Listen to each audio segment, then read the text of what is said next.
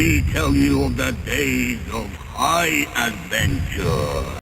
Hail, fellow travelers. Tim from Secret Fire Books here with Conan the Barbarian. Titan's Conan the Barbarian, to be precise. I finished the first volume of Titan Comics' current ongoing Conan series, Bound in Blackstone, written by, I apologize. This is a new experimental camera setup I've got going on. Bound in Blackstone, written by Jim Zub, with art by Roberto De La Torre. And I've got to say, these are some quality Conan comics right here. I'm kind of astounded by this. We have good Conan comics again, in the modern age, no less.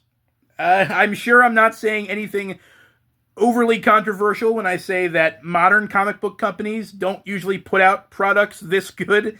It seems like everyone who's involved in modern comics is too busy trying to be controversial themselves. They're too busy yelling at people. They're too busy calling 60-year-old comic book fans incels or arguing with Republicans on Twitter to bother actually making good comic books.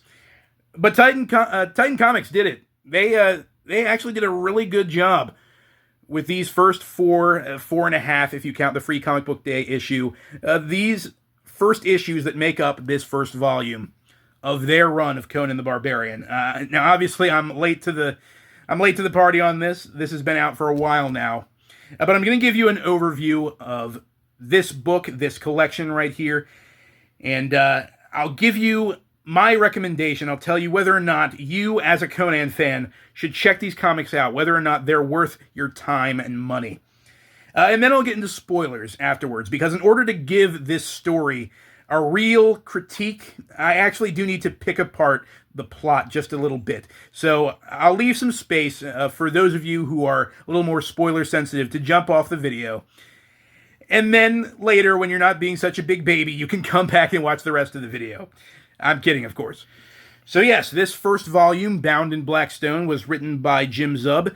I recognize Jim Zub's name. I know he worked with Marvel a few years ago. He might still write comics for Marvel, I'm not sure. I don't know if I've read any of his stuff before, but his name, like I said, sounds very familiar, so I might have without even knowing it. I've heard some mixed things about Jim Zub as a writer, at least in terms of this series, this Conan series.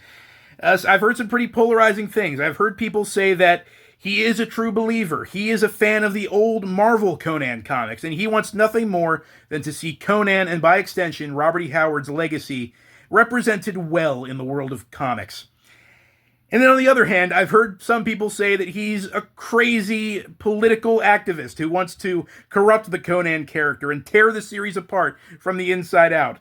But from what I've seen of these first four and a half issues of this comic, I will say that Jim Zub is good at writing a fun, fast-paced, action-packed sword and sorcery story. And really, that's all I can ask for when it comes to a Conan comic. I've had to come to a very sobering revelation lately, and that is the fact that I'm probably never going to get a totally accurate, totally authentic representation of Conan and the Hyborian Age as Robert E. Howard originally wrote them in modern media of any kind. It's just not going to happen. It seems like Robert E. Howard himself was the only one who had that magic, who could write the Conan stories with that special touch of awesome. Conan is the damnedest bastard there ever was. He's got a long black mane of hair, crystal blue eyes. He's a fighter, born on the battlefield. It's all he's ever known, all he ever wants to know! That said, I think the writers, the producers, and the artists of this series have come pretty close, all things considered. As far as the artwork goes, I mentioned in my first impressions video that I did a little while ago that I was a little iffy on Roberto De La Torre's artwork. I thought his character designs were really good, but his backgrounds left a little to be desired. You can see right here, there's kind of some blankness going on with some of the backgrounds. There are times where I think his characters are kind of just standing on these splotchy shapeless voids of nothing. And it got me worried that that's what the entirety of this collection was going to be. But fortunately, as the issues went on, I noticed this less and less. And in fact, in the latter issues of this volume, some of the backgrounds were just downright gorgeous. And so adding that to the fact that Roberto Della Torre's artwork, character artwork, is spot on, and his action is spot on. His action is very visceral, and you need that with a Conan comic. All in all, I'm down for more Della Torre. I'm kind of sad that he doesn't stick around after these first 4 issues. There is a different artist working on the next 4 or 5 issues after this. I think he comes back for some future issues. I'm actually not sure. I haven't read past the first 4. But I like his style overall. I mentioned this as well, but his version of Conan looks a lot like Conan as he was drawn by Marvel legend John Buscema. I mean, look at that. That is just... Look at Conan's face in these panels. That is John Buscema's Conan to a T. I don't care what you say. So yeah, the story and the artwork overall, I liked it. There were some things that I could gripe about, and I'll get to more of that when we're in spoilers. But overall, I had a really good time with these comics. And I think that if you're a fan of Conan, especially if you're a fan of the old Marvel comics, you have no reason not to check these out. They are definitely worth your time, definitely worth your money. Yeah, if you're a comics Conan fan, give these a shot. You will not be disappointed. I don't think you will. I wasn't disappointed. Okay, so now I need to address my complaints, and that means we need to get into the spoilers. So I'll give a couple seconds for those of you who are sensitive to spoilers to jump off this video. Okay, now that all the big sissies are gone, we real men can discuss the spoilers. Again, I'm just kidding, of course. Now, the first thing that kind of raised my hackles, so to speak, is that Jim Zub's version of Conan is a little too sentimental, in my opinion. Now, we open with the Free Comic Book Day issue, which covers the Battle of Venarium.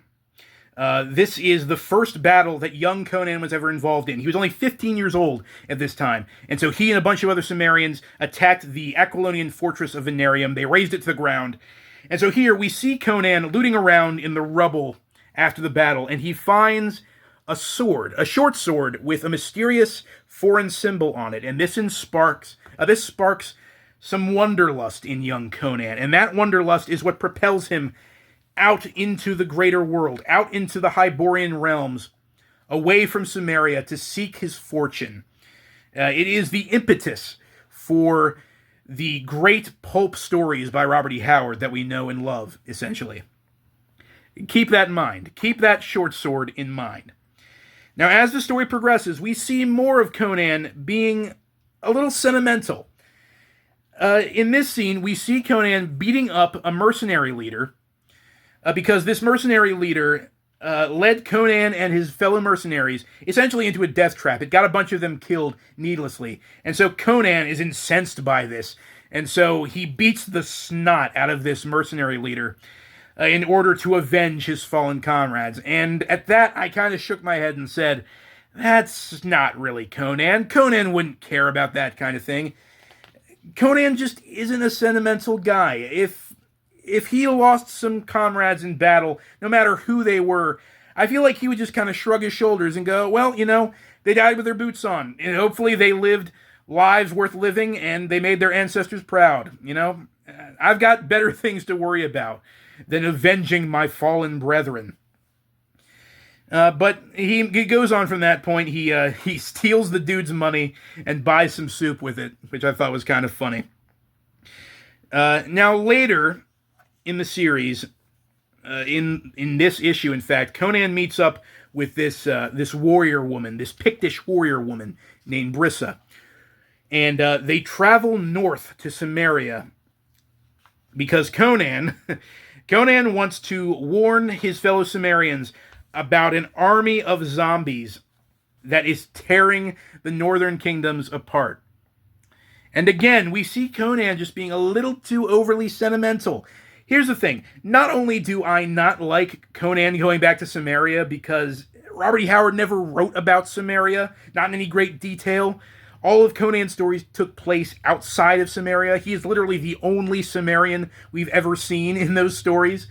It was kind of meant to give not just Conan, but his homeland this sense of mystique. The fact that we would never actually see it ourselves. So not only do I find that kind of aggravating, but I just don't think Conan would be interested in going back home to warn his countrymen about this army of undead that's plaguing the northern realms.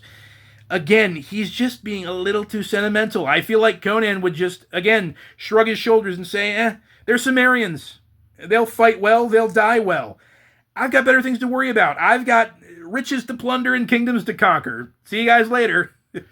So then in issue 2, Conan and Brissa are following these zombies across Samaria.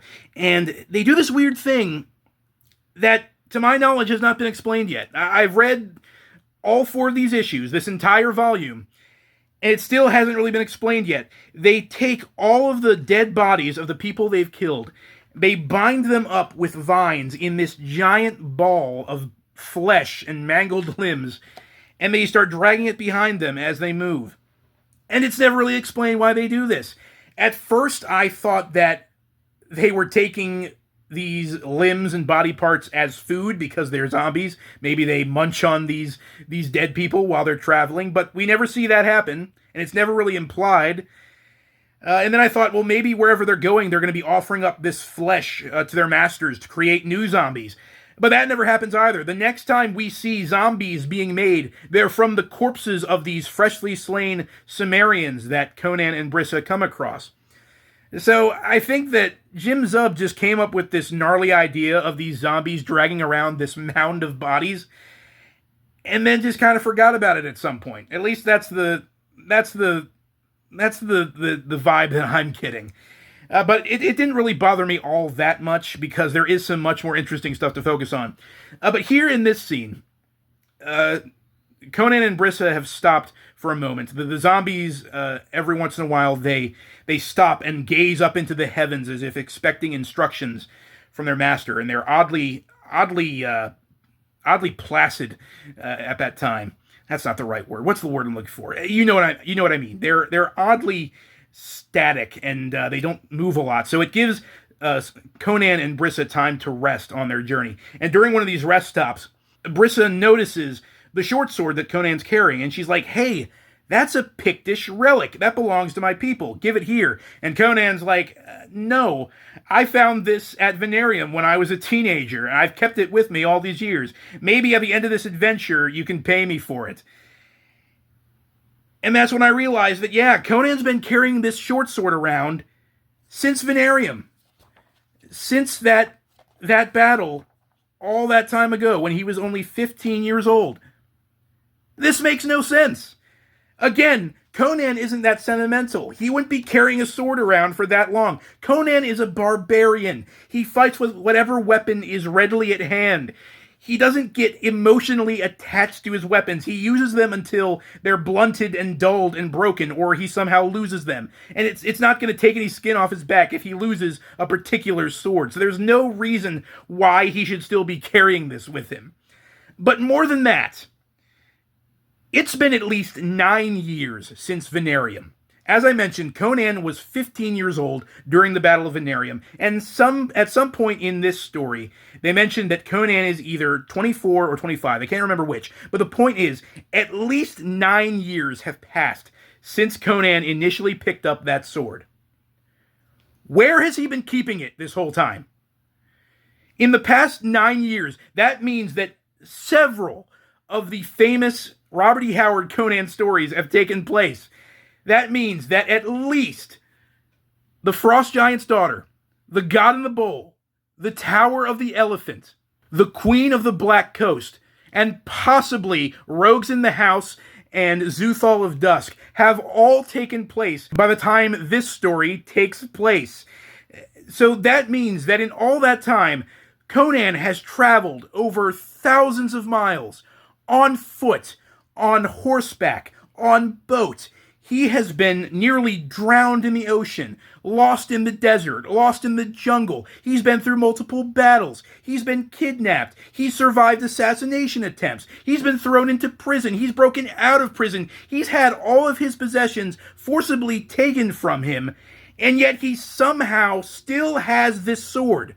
Where has he been keeping it for the past 9 years? I know it seems like a really weird thing. It seems like such a small thing, but it's one of those devil in the details kind of things. Where has he been keeping this sword? This is the Hyborian Age. There is no such thing as a drop box or a safety deposit box in this time period. Is there some rock somewhere along the side of the road between Venarium and Kitai that Conan visits every once in a while and keeps this sword hidden under and comes back to later? No, of course not. That doesn't make any sense. I don't mean to be vulgar here. Has he been keeping it shoved up his prison wallet this whole time? It doesn't make sense, Jim Zub.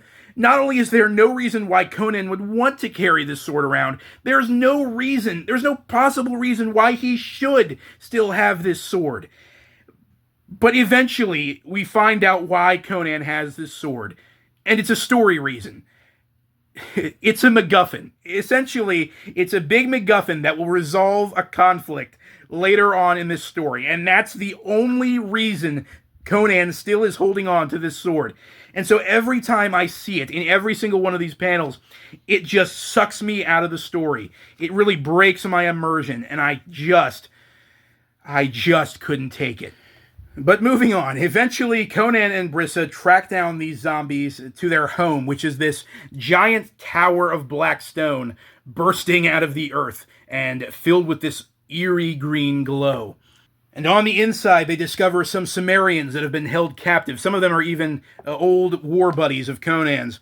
And they also discover these mysterious figures in black cloaks, and they start a fight with them. And during the fight, Conan rips one of their hoods off, and he reveals this reptilian face. These are gross reptilian cultist people. Very, very Robert E. Howard. Very Kull the Conqueror. I like that a lot. And so eventually, Conan and Brissa set these Cimmerian captives free, and Brissa is told to take the lame and the infirmed, the women and children and old ones out of the tower, while Conan and the only 4 remaining able-bodied Cimmerian warriors are going to go deeper into the tower and face the unspeakable evil that dwells within. And so they go deeper into the tower, and they eventually come across this ritual where we have all these reptile people and their high priest sacrificing people to this eerie green pool of sludge.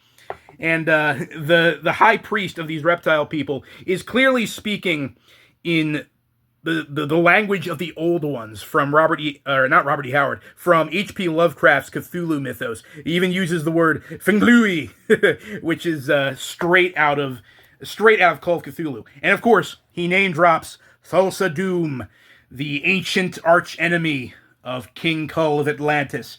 Or for those of you posers who've only seen the movie, James Earl Jones. And that is what grieves me the most. In any case, a fight breaks out, and Conan attacks the high priest, and they fall into this. Oh, that's an epic splash page right there. Look at that. Heads are flying. That is, oh man. Like I said, Della Torre's art gets beautiful. But anyway, Conan tackles the high priest, and they fall into this pool of sludge. And Conan gets attacked by these evil spirits and these wispy tendrils that are floating around in the water. And as he passes out, he starts to have a vision. And in his vision, he meets Brule the Spear Slayer, the old best friend of King Kull, who was alive thousands of years ago. And it's here that Brule the Spear Slayer points out to Conan that sword he's been carrying around is indeed a holy Pictish relic blessed by their shamans. And its exact purpose is to destroy the black stone idols that give these reptile people their power. And in fact, Brule goes on about this big long story about how he and his people once encountered the reptile people, and they had this big fight that in this splash page here mirrors the fight that Conan and his friends were just having. It's pretty cool. And then Brule took his spear, which had a blade blessed by the Pictish shamans, and he used it to destroy the idol of black stone, and the power of the reptile people was destroyed. And so Conan wakes up from his vision, and he takes his holy Pictish short sword, and he finds this black stone skull at the bottom of the pool, and he strikes it with his sword, and there's this huge explosion, and Conan's flung out of the water, and the tower starts crumbling down, and so he and the one remaining Cimmerian run out of the tower, killing all the reptile people they can on the way. The tower crashes behind them, and so they meet up with the other Cimmerians that escaped with Brissa, and Conan's like, "Whoa, where's Brissa? I thought she was with you guys." And they say, "Oh, Conan, we're sorry. As soon as we got out, Brissa went back into the tower to look for you. She must have died when the tower collapsed." And then Conan gives this look to the viewer off panel, because he, as well as the viewer, know that Brissa's not dead. In fact, they are very much going to try. Titan Comics is very much going to try to make Brissa her own standalone character, who will return multiple times in the series. But that ends Conan's portion of the story, and afterwards we get this one-page epilogue where we find this tribe of nomadic Aesir from the north traveling through Cimmeria. They find the rubble and the ruins of that Cimmerian village, and there, one of the Aesir finds a fragment of the black stone idol, and his eyes begin to glow evilly. To be continued, maybe not. But yeah, that's Bound in Black Stone. That's the first volume of Titan Comics Conan the Barbarian. So in the end, even though there were parts of this that kind of drove me crazy, I really hate the fact that Conan held onto that stupid sword for so long. Even with all of that, these were still some really enjoyable comics. I actually like these first 4 issues of the Titan run more than the first 4 issues of Dark Horse's Conan the Barbarian. And those are, the first several issues of Dark Horse's Conan comic were actually pretty darn good. But yeah, I like them quite a bit more. I like Titan Comics version quite a bit more. And in fact, as soon as I finished reading this, I went on Amazon and bought the next 2 volumes of Titan's Conan comics. So I'll be reading more of those in the future, and I will definitely be reviewing them for this channel. I also read and completed the first 2 volumes of their reboot of the Savage Sword of Conan magazine, and I will be reviewing those as well. I have much more mixed opinions on those books, but we'll get to that eventually. Stay tuned for those. And on a related note, I know I've been teasing this for a while, but I want to make a video where I rank the greatest sword and sorcery short stories of all time. And it'll be a very comprehensive list, very objective, no opinions at all whatsoever. But that will be coming eventually, I promise. I know I've teased it around on some of the live streams, but I will be doing it at some point in the near future, so keep an eye out for that. But let me know in the comments, guys, have you read Titan Comics Conan the Barbarian? What did you think of Volume 1, Bound in Black Stone? Whatever the case, I'll catch you next time for the next barbaric installment of Titans Conan the Barbarian. Bum bum bum bum bum bum bum bum bum bum bum bum bum.